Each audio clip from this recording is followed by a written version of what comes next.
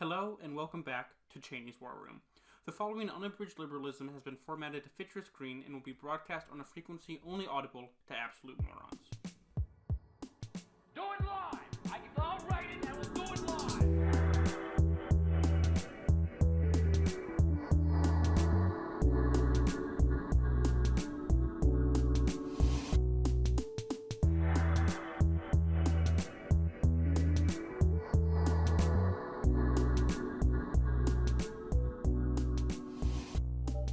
Welcome to the first episode of Cheney's War Room, a political satire podcast. My name is Porter Wheeler, and I thank you for listening to this brand new show of mine that was created out of both corona-induced, political, and normal boredom.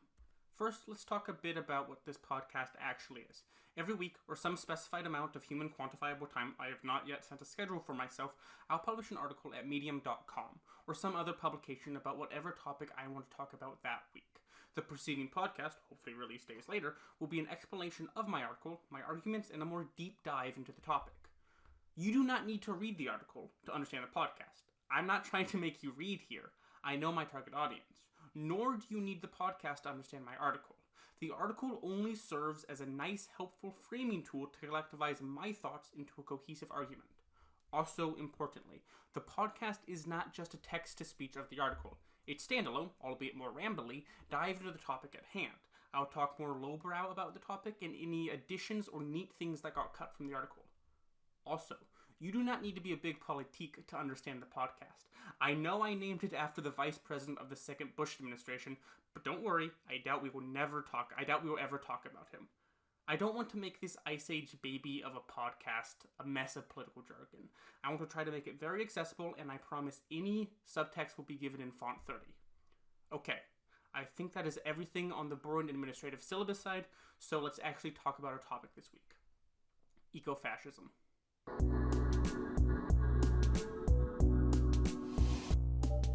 So what is eco-fascism? You would be right to assume it's similar to your everyday run-of-the-mill fascism. However, it's not so much a subset of the normal everyday run-of-the-mill fascism as the principles of eco-fascism are intrinsic to fascism as an ideology. And this ideology of fascism, as we know it today, began in 1930s and 1940s Germany with the rise to power of the Nazi Party. And the Nazi Party became the first real, true fascist government the world had seen.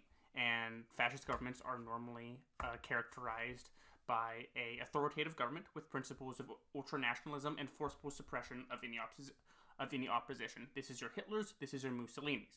Now you may rightfully be saying, hey, I know what fascism is, but how did fascism get the eco prefix? Well, believe it or not, Nazi Germany actually cared an awful lot about the environment, just not the environment in today's terms. See, this is where the term blood and soil came from, which linked a person's racial body to a land, thus defining the ideological principle of Nazism, to care for and protect the nation's land. Eco-fascism evolved in the decades after the fall of Nazi Germany and had two real main contributors to the ideology itself. The first one I want to talk about is the one I talked about in the article itself, which was Garrett Hardin's introduction of lifeboat ethics in 1974, which reduced the world and its people down to a Titanic Rose and Jack model, which I'll just read the hypothetical. I have the quote in front of me.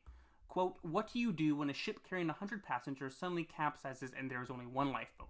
When the lifeboat is full, those who hate life will try to load it with more people and sink the lot. Those who love life and respect life will take the ship's axe and sever the extra hands that cling to the sides."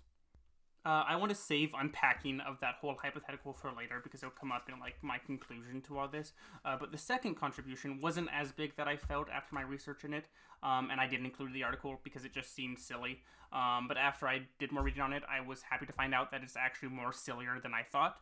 The second contribution was one from vegetarianism. As you may know, Hitler was a big vegetarian, and this was parroted by one of his followers in India in the late 1950s and 1960s by a Hindu woman named Satiri Devi, who was a vegetarian in India, and simply believed that humans are not above animals and believed in the more esoteric Nazi values like the mystic stuff.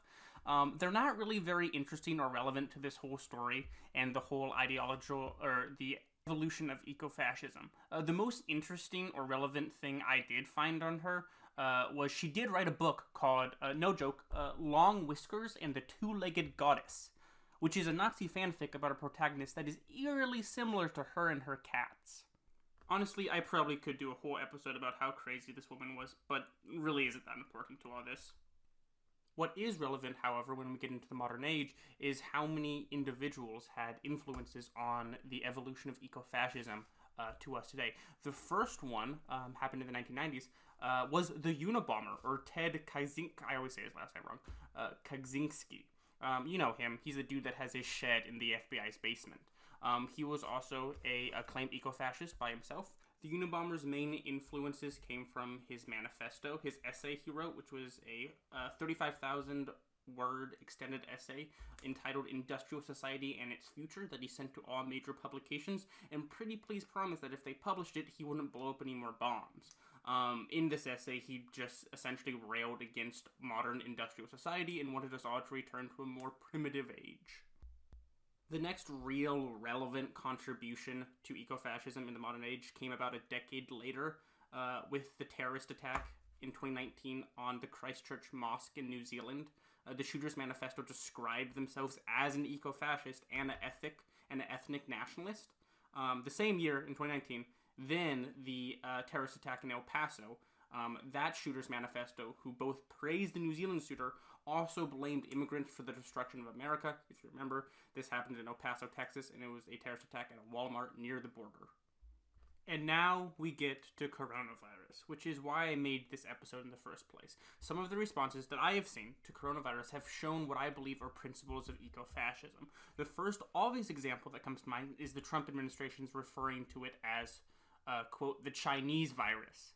My favorite instance of this is a picture of a script he was going to read for some press thing, and not only was it in, like, font 25, but Corona was crossed out and replaced with Chinese. Also in the administration, like Kellyanne Conway, along with a few other absolute ghouls calling the virus Kung Flu in interviews with the press and whatnot. But don't think this is only isolated to our malicious government. Along with all that, I have also seen many people either on Twitter, Instagram, or their dumb Medium article doing the super clever thing of calling Corona the cure and humans the virus. It is important to note that all of these examples are not strictly eco-fascist calls, since they do not argue for the establishment of an authoritarian state, but they do still parrot the principles and beginning talking points of eco-fascism. Now, I want to get into why things like this are bad, and I know on the surface it just looks like our racist government is doing a racism again, but these bite-sized chunks of a dangerous ideology are still dangerous. The main reason is because of dog whistles. I wrote dong whistles in my notes. If you are unfamiliar with dog whistles as a concept, it allows members of an in-group to subtly signal messages to other members of the group, which can also fly under the radar for those not in the group. The best example is probably what Pepe the Frog has become now. But eco-fascists can dog whistle their ideology and make it appeal to moderates and those that don't understand it by passing it off as valid human ecological discussion and criticism. Say, for example, we shouldn't let immigrants into our country because they will overburden our natural resources. You may not agree with that statement, but you could very well see that as a valid, reasonable complaint. Things like this only shift the Overton window, the narrow space of what is deemed politically acceptable discourse, further to the right, normalizing views more extreme than before. So how do we combat it? Well, first we have to understand modern ecofascism is rooted upon intentional misinterpretations on behalf of Western civilization and its capital. To unpack the lifeboat ethics hypothetical, the one I mentioned earlier, the one where if you love life, you gotta chop the hands of refugees off, well, don't worry about that. That's hypothetical. It's a hypothetical. As sad as it is for anyone who wants an ethno-state, the world is not a small raft with limited supplies. We don't have to choose who's to help because everybody can be helped. We are one of the richest nations on this planet. We have the wealth and the power to end global poverty 100 times over. Sure, limited resources is a valid concern, but that's not a problem with humanity as a whole, nor specific peoples. It is a problem with greedy capitalist nations who exploit third world nations for their resources. Ecological damage is not due to Latinx folks coming over our southern border, but the oil and gas industries and the 100 corporations that are responsible for 71% of all global emissions. overpopulation concerns are not due to backwards third world primitive cultures, but gross overconsumption. As of 2008, one American citizen is equal in energy consumption to 370 Ethiopians. So, in conclusion to all of this, we have to be aware of eco-fascism when we see it, and it is certainly more dangerous now, as concentrated efforts from America's right could allow for eco-fascist measures to be enacted in the face of coronavirus. Liberals have to understand that Republicans suddenly saying they believe in climate science isn't necessarily a good thing. Crypto-fascists will use it to appeal to moderates and shift discussion from actually good ecological steps, like the Green New Deal, towards more traditional things, like calling for the extermination of all non-white folks to protect our land. And let us not have the road to a green planet be paved in blood and soil. Alright, I think that is everything I have to say on eco-fascism in regard to coronavirus. This is a pretty short episode. I'll hopefully try to make them longer in the future as I play around with formats and whatnot, so let me know what you think. And I will also be looking for co-hosts, so feel free to reach out to me. And if you are going to reach out to me, you can find me on Twitter at JustPorterWheeler or at Doc Baddington.